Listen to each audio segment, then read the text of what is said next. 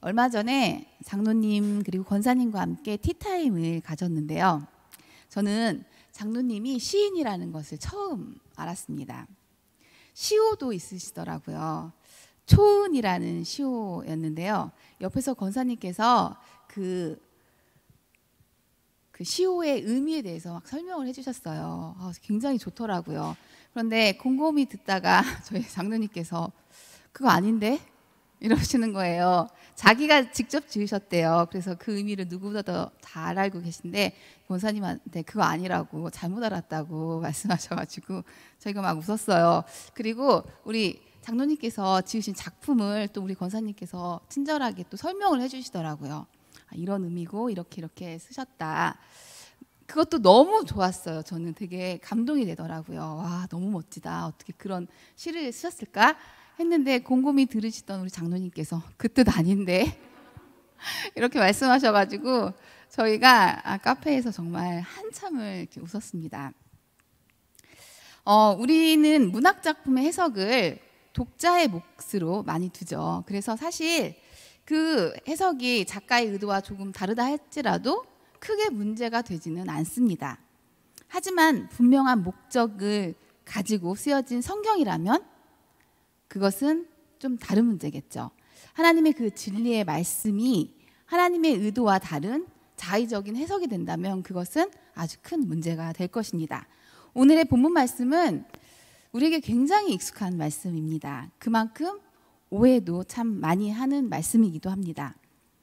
우리가 말씀의 저자이신 하나님의 의도를 깊이 이해하기 위해서라면 먼저 그 말씀 자체 그 두 절만 보는 게 아니라 문맥에 따라서 지금 이 말씀이 어떤 이야기를 하고자 하는지를 살펴보는 것이 굉장히 중요합니다. 성경은 항상 성경으로 풀어야 하기 때문입니다.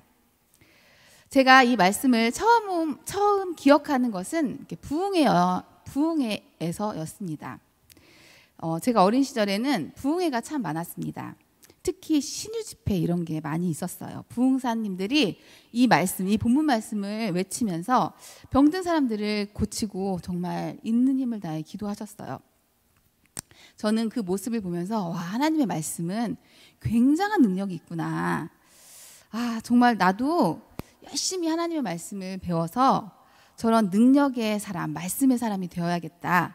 성경도 많이 읽고 성경보다 열심히 하고 이렇게 열심히 하면 마치 알라딘의 요술램프의 지니처럼 내가 이런 능력을 가질 수 있겠지, 이런 능력을 소유할 수 있겠지라는 생각을 했던 것 같습니다. 그런데 사실 이 말씀이 이런 의미일까요? 제가 아까 말했듯이 그 진리를 살펴보려면 문맥에 따라서 우리가 해석을 해야겠기 때문에 저희가 좀 말씀이 길지만 히브리서 4장 1절부터 11절 그 앞에 있는 구절에 대해서 같이 한번 보았으면 좋겠는데요. 제가 읽어드릴 테니까 여러분들은 성도님들은 이렇게 눈으로 쫓아가시면서 이게 무슨 의미지? 무슨 말씀을 우리에게 하시는지 한번 들어봤으면 좋겠습니다. 그러므로 우리는 두려워할지니 그의 안식에 들어갈 약속이 남아있을지라도 너희 중에는 혹 이르지 못할 자가 있을까 함이라.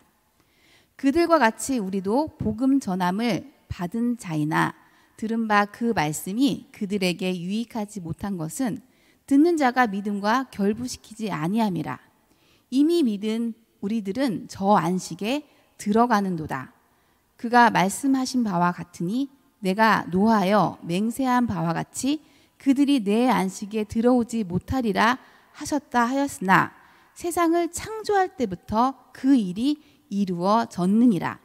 제7일에 관하여는 어딘가에 이렇게 일렀을 때 하나님은 제7일에 그의 모든 일을 쉬었다 하였으며 또 다시 거기에 그들이 내 안식에 들어오지 못하리라 하였으니 그러면 거기에 들어갈 자들이 남아있거니와 복음 전함을 먼저 받은 자들은 순종하지 아니함으로 말미암아 들어가지 못하였으므로 오랜 후에 다윗의 글에 다시 어느 날을 정하여 오늘이라고 미리 이같이 일렀을 때 오늘 너희가 그의 음성을 듣거든 너희 마음을 완고하게 하지 말라 하였나니 만일 여호수아가 그들에게 안식을 주었더라면 그 후에 다른 날을 말씀하지 아니하였으리라. 그런즉 안식할 때가 하나님의 백성에게 남아있도다.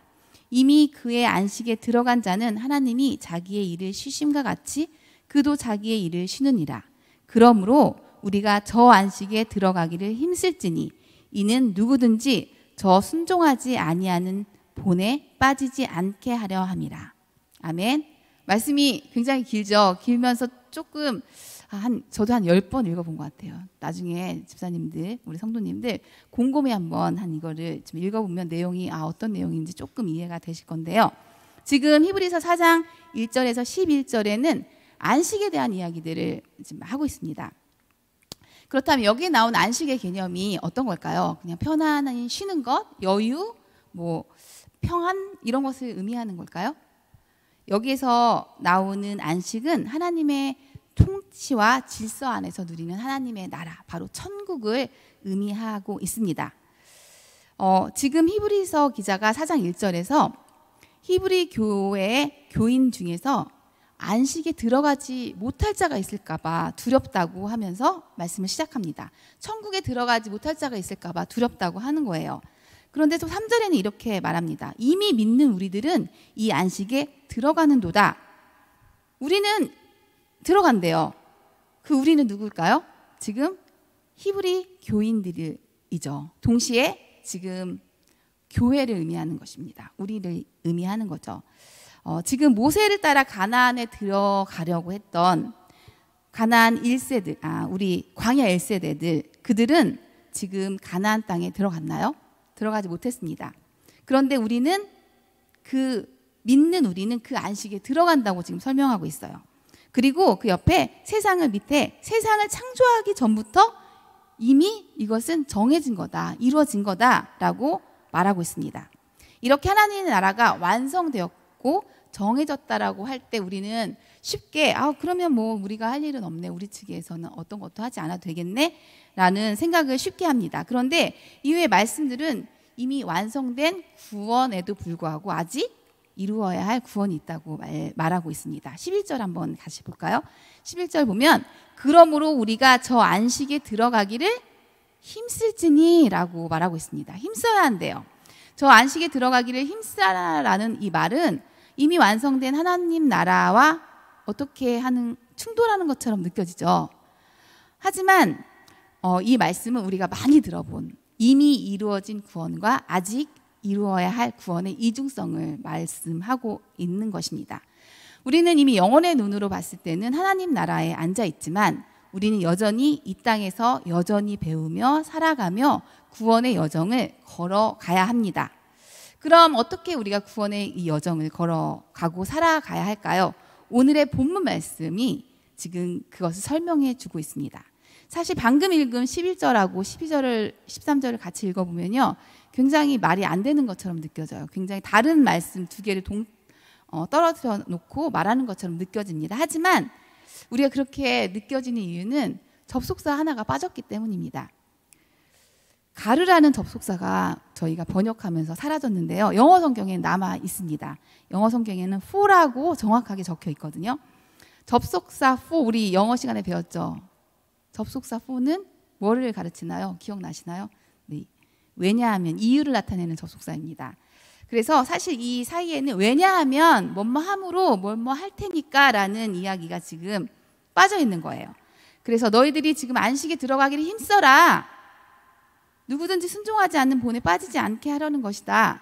왜냐하면 하고 이렇게 연결되는 거예요. 왜냐하면 하나님의 말씀은 살아있고 활력이 있어 좌우의 날선 어떤 검보다 예리하고 혼과 영과 관절과 골수를 찔러 쪼개기까지 하고 마음의 생각과 뜻까지 환하게 보이기 때문에 하나님의 그 말씀 앞에서 누구나 벌거벗은 것처럼 정확하게 드러나기 때문이다 라고 말하는 것입니다.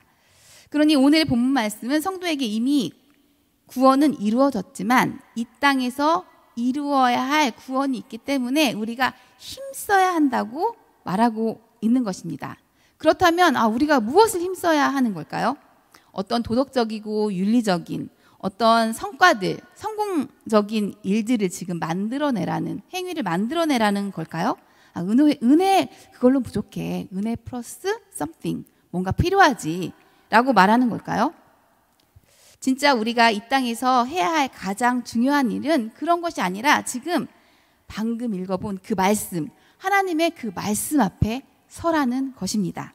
그 말씀을 붙잡고 그 말씀 앞에 나를 비추며 살아가는 것이 우리가 이루어야 할 구원의 여정이라고 지금 말씀하고 계신 것입니다. 그런데 사실은 우리는요, 말씀 앞에 나를 비추어 보기보다는 그 말씀의 힘을 사유하려고 할 때가 참 많은 것 같습니다. 말씀의 힘과 능력은 누구도 부인하지 않습니다. 기독교를 말씀의 종교라고 할 정도로 말씀은 우리 신앙의 근거이고 믿음의 근거입니다. 오직 믿음, 오직 말씀, 오직 은혜, 우리는 이 고백을 우리의 입에 달고 삽니다. 이 말씀은 성도에게만 중요한 것이 아니라 이 세상에서도 중요합니다. 이 세상의 근간은요, 하나님의 말씀이에요. 왜냐하면 천지가 무엇으로 창조되었나요? 하나님의 말씀으로 창조되었기 때문입니다. 사람들은 인정하지 않겠지만 말씀은 그 정도로 중요한 것입니다. 그래서 우리는 모두가 신앙의 목표를 말씀의 사람이 되는 것으로 삼고 있습니다. 그렇다면 말씀의 사람이란 누구일까요? 말씀을 사랑하는 사람이요, 말씀에 사로잡혀 사는 사람이겠죠.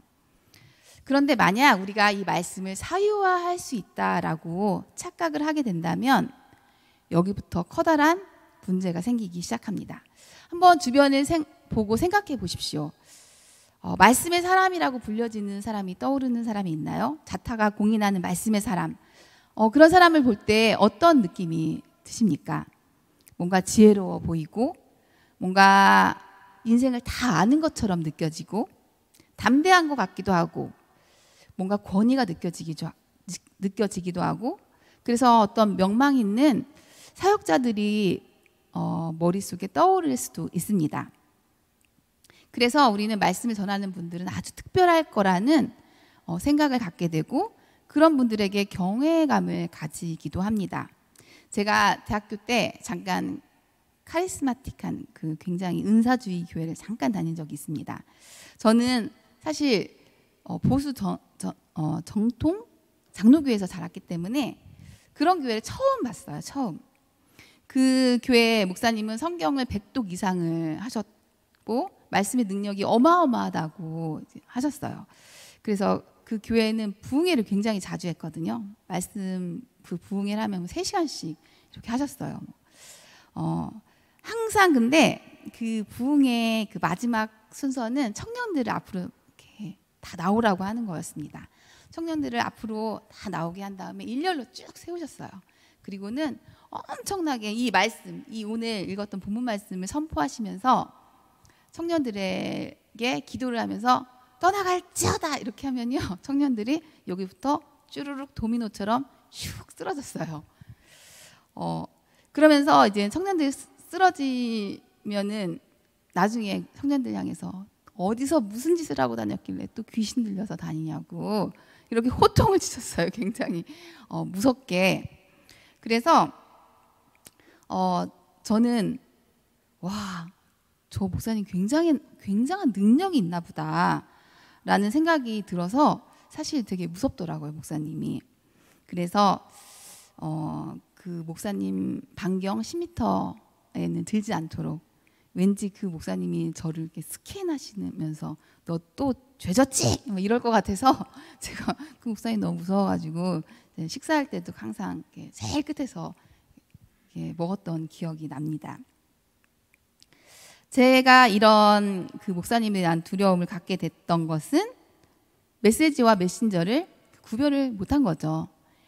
그 목사님의 이제 목회 방법이 옳고 그름을 떠나서 우리 역시 목사님들에 대해서 뭔가 조금 거리를 두거나 아니면 더 가까워지고 싶거나 할 때 그 이유 중에 하나가 그 목사님이 말씀을 선포하시는 분이다 보니 그분에게 그런 능력까지 사람을 이렇게 꿰뚫는 어떤 신비한 능력까지 있을 거라는 생각을 하기 때문인 것 같습니다. 저 역시 그렇게 메시지와 메신저를 구별을 못했죠, 오랫동안. 그리고 사역자가 되다 보니까 제가 능력 있는 메신저가 되고 싶더라고요. 그래서 그런 메신저, 그런 하나님의 말씀의 능력을 가진 사람이 되기 위해서 되게 노력을 했던 것 같아요. 제가 한때 또 인기 있는 마더와이즈 강사를 제가 했었습니다. 믿지 못하시겠지만 네, 좀 오래됐습니다. 그때 어머님들이 저를 엄청 띄워주셨어요. 어머님들이 전도사님 정말 전도사님 자녀들은 너무너무 좋겠어요. 어떻게 이렇게 믿음의 가정에서 이렇게 지혜로운 전도사님 밑에서 아이들이 자랄 수 있어서 얼마나 좋을까요? 하면서 칭찬을 엄청 많이 해주셨는데 제가요 그렇게 칭찬을 받으니까 자꾸 가면을 쓰더라고요. 좋은 엄마인 척, 좋은 아내인 척, 좋은 사람인 척 계속 가면을 쓰게 되는 저의 모습을 발견했습니다. 그리고 어느 순간부터는요 그 가면에 익숙해지니까 그게 저인 것 같은 거예요. 그래서 정말 어머님들이 칭찬해 주시고 또 뭔가 말씀이 잘 풀리면 어깨가 으쓱해지면서 그래 사람들이 이렇게 반응하고 좋아하는 거 보니까 난 진짜 괜찮은 사람인가 보다. 책 한 권 써야 되는 거 아니야? 이런 생각까지 이런 망상까지 했던 것 같습니다. 마치 명품을 들은 사람이 자신도 그 명품과 같은 가치가 있는 거라고 착각했던 것처럼 저 역시 하나님의 말씀을 저의 힘으로 삼고 그 메시지와 그 메신저를 동일시하면서 말씀이신 하나님께 예수님께 전적으로 의지하기보다는 그 말씀을 나의 힘으로 삼고 이용함으로써 나를 더 키우고 나를 더 확장시키려는 그런 우를 참 많이 범했던 것 같습니다. 제가 만약 계속 그쪽의 방향으로 갔더라면 어떻게 됐을까요?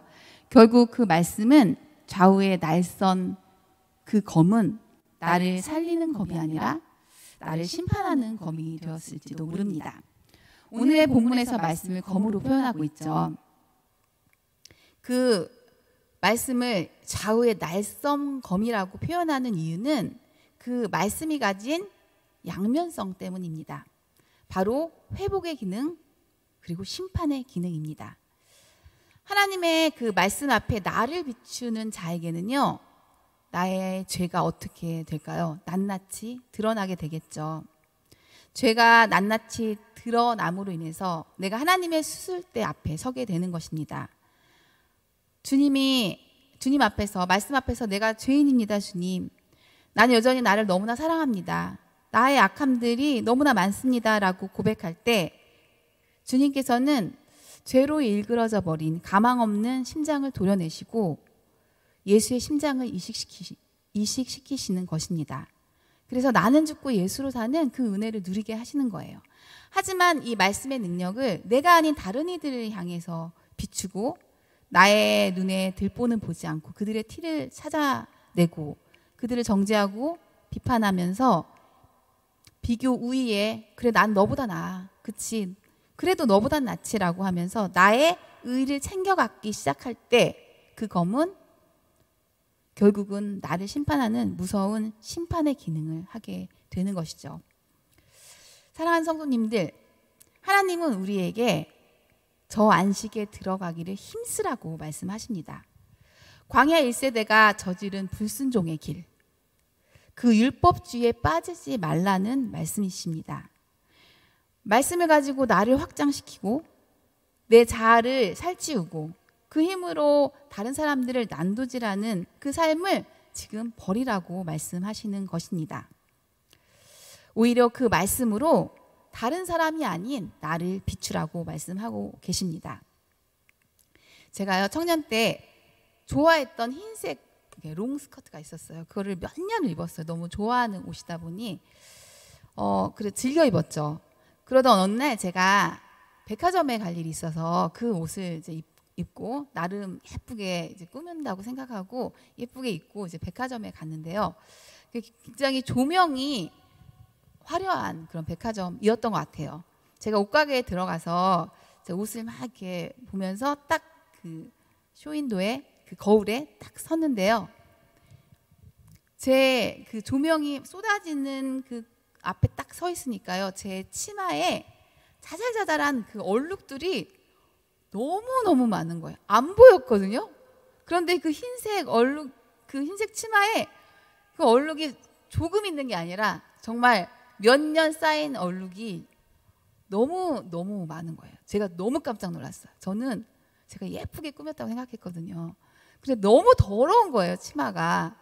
제가 그때는 사람을 엄청 많이 의식하던 청년의 때였기 때문에 너무 창피해가지고 혹시나 그 점원이 볼까봐 제가 백화점 쇼핑을 전혀 하지 못하고 다시 막 집으로 돌아왔어요. 그리고는 그 옷을 못 입겠더라고요. 그냥 조명, 환한 조명 밑에서도 그 얼룩이 그렇게 환하게 보인다면 하나님의 그 진리의 빛, 그 말씀 앞에서 우리가 비추어질 때 오늘 본문이 말한 것처럼 우리의 깊은 마음의 모든 것까지 하나님께서는 꿰뚫어 보시겠죠. 하나님의 말씀 앞에 그것은 모두 보이게 될 것입니다. 심지어 내가 한 일 중에 이건 내가 너무 잘했지.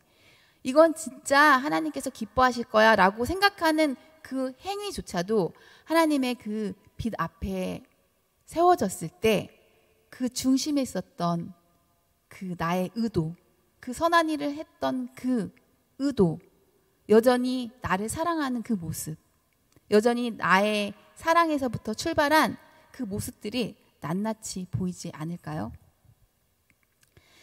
하나님께서는 우리가 그 빛 앞에 서기를 원하십니다.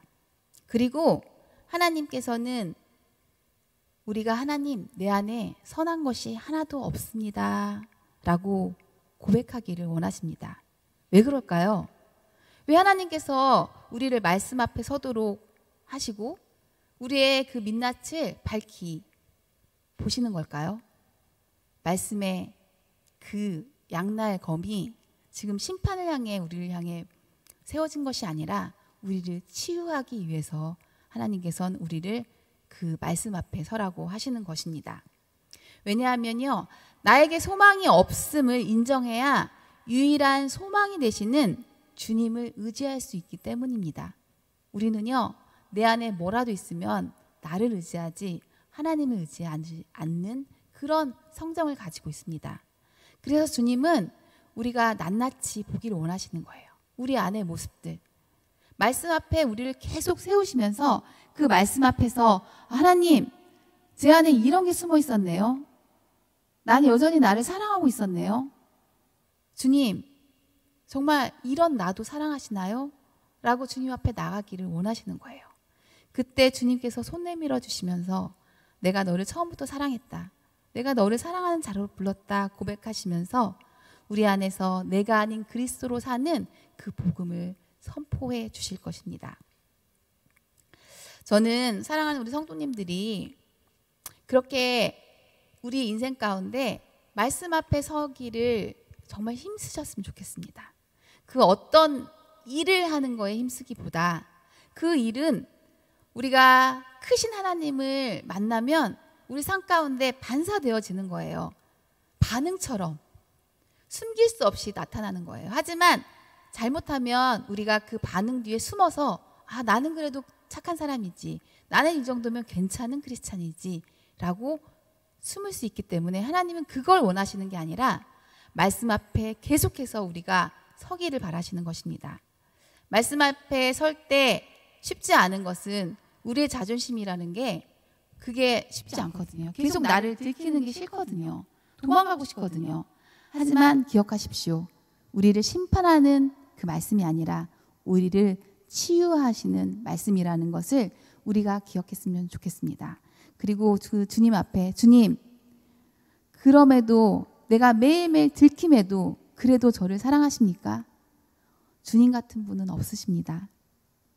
어떻게 이렇게 우리를 사랑하십니까? 라는 고백으로 하나님께 영광을 올려드릴 수 있는 우리 사랑하는 성도님들이 되셨으면 좋겠습니다. 그렇게 구원의 여정을 힘써서 그 말씀을 붙잡고 걸어가시는 우리 모두가 되기를 주님의 이름으로 기도드립니다. 우리 함께 이제 기도했으면 좋겠습니다. 하나님께서 우리에게 남겨진 그 구원의 여정을 겪게 하십니다. 그 구원의 여정은 사실은 참 어려운 거 있을 수도 있습니다. 요구하는 것이기 때문입니다. 하지만 그 자존심을 내려놓을 때 놀랍게도 내가 아닌 그리스도로 살아가는, 내가 아는 그리스도의 영광으로 살아가는 놀라운 복음이 우리 삶 가운데 사라진다는 것을 기억하십시오. 그리고 주님의 그 은혜가 커지면 커질수록 비록 나는 작아지지만 주님의 그 영광이 나를 덮는다는 것을 잊지 않으셨으면 좋겠습니다. 내 자존심을 버리는 것을 두려워하지 마시고 내 자존심이 들키는 것을 하나님 앞에 감사할 수 있는 그런 시간이 될 수 있게 해달라고, 우리 그런 인생이 될 수 있게 해달라고, 말씀 앞에 매일매일 서는 내가 되게 해달라고 우리 함께 기도하며 나가겠습니다.